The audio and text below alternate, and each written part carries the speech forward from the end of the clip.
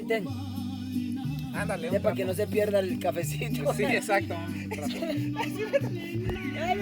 Limpio, papi, limpio.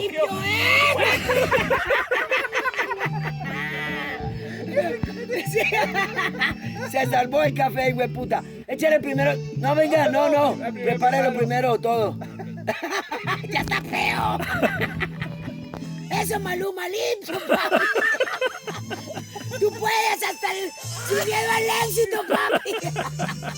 Pásame el trapo, marica, no lo vas a quemar. ¿Y ahora cómo lo va a agarrar?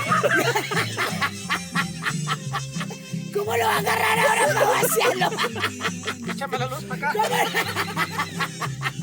¿Cómo lo va a servir, marica? Ornelas le dice el azúcar. Ay. Cargado, Maluma. O sea, Medio tarro de café. a él le gusta cargado, él dijo. Ay.